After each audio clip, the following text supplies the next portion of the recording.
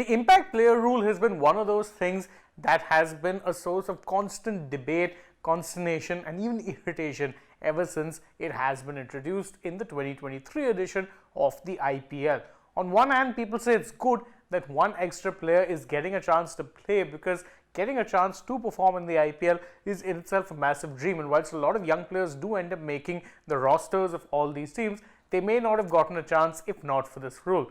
However, there are purists who believe that it is in fact messing with the flow of the game, and that introducing the additional player has nullified the need for all-rounders, which in turn is something that could harm Indian cricket going forward, given that IPL teams have no real need to develop all-round players when they can simply use one specialist batter in one innings and one specialist bowler in the next, or vice versa, depending on the scenario they find themselves in.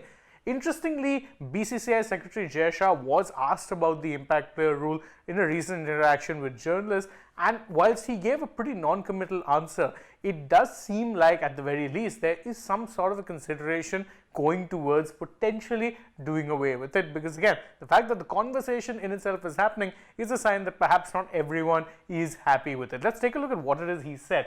First off, he praised the rule and said that, look, that the impact player was brought in as a test case. It's providing additional playing opportunities to two Indian players in every match. Now, you can't really argue with his logic here.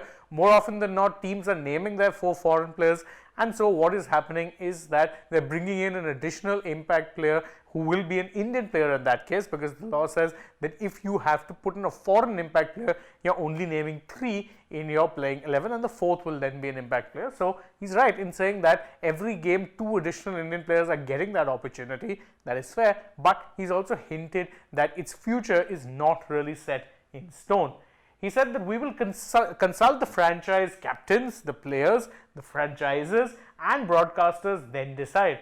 It's not a permanent rule, nor am I saying we will move past it. As I said, that second line tells you everything. He said that it's not a permanent rule, but he's also said that he's not going to be moving past it anytime soon. That being said, the fact that such a conversation is happening at all shows that perhaps the impact player rule hasn't been quite as popular as many people have made it out to be. Yes, the broadcasters have hyped it up a lot. You're hearing this come from official sources a lot, but you've also heard a lot of consternation about it from players. Many players have said, especially bowlers I may add, that adding in the impact player rule is basically a death knell, because what you're doing is ensuring that teams can pack their batting lineups till at least about 9.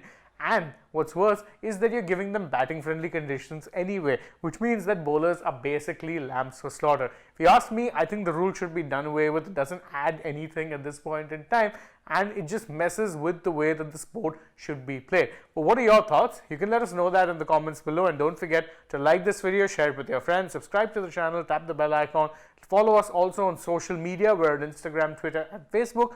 Don't forget to download the AajTak app, and if you're already on the channel, go ahead, check out some other videos we've done as well. For now, from my side though, it is goodbye.